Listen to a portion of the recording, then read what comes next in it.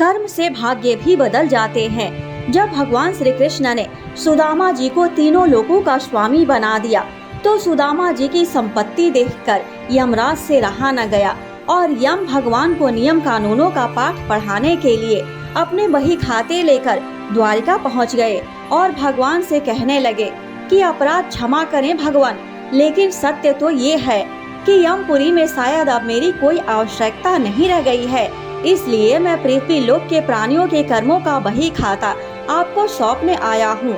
और इस प्रकार यमराज ने सारे बही खाते भगवान के सामने रख दिए। भगवान मुस्कुराए और बोले, यमराज जी, आखिर ऐसी क्या बात है जो इतना चिंतित लग रहे हो। यमराज कहने लगे कि प्रभु, आपके क्षमा कर देने से अनेक पापी एक तो यमपुरी आते ही नहीं है, वे सीधे ही आपके धाम को चले जाते हैं। और फिर आपने अभी अभी सुदामा जी को तीनों लोक दान दे दिए हैं, सो अब हम कहाँ जाएं? यमराज भगवान से कहने लगे कि प्रभु, सुदामा जी के प्रारब्ध में तो जीवन भर दरिद्रता ही लिखी हुई थी, लेकिन आपने उन्हें तीनों लोकों की संपत्ति देकर विधि के बनाए हुए विधान को ही बदल कर रख दिया है। अब कर्मों की प्रधानता तो लगभग समाप्त ही हो गई है। भगवान बोले कि यम, तुमने कैसे जाना कि सुदामा के भाग्य में आजीवन दरिद्रता का योग है? यमराज ने अपना बही खाता खोला तो सुदामा जी के भाग्य वाले स्थान पर देखा तो चकित रह गए। देखते हैं कि जहाँ श्री क्षय संपत्ति का क्षय लिखा हुआ था, वहाँ स्वयं भगवान श्री कृष्ण ने उन्हीं अक्षरों को उलटकर उनके स्थान पर यक्षश्री लिख दिया, अर्थात कुबेर की संपत्ति। भगवान बोले कि यमराज जी, शायद आपकी जानकारी पूरी नहीं है।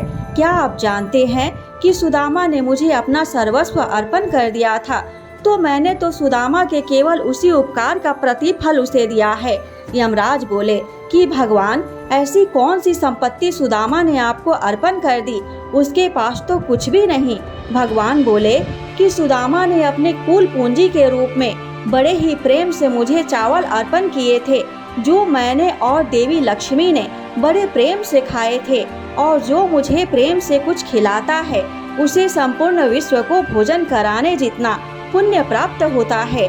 बस उसी का प्रतिफल सुदामा को मैंने दिया है।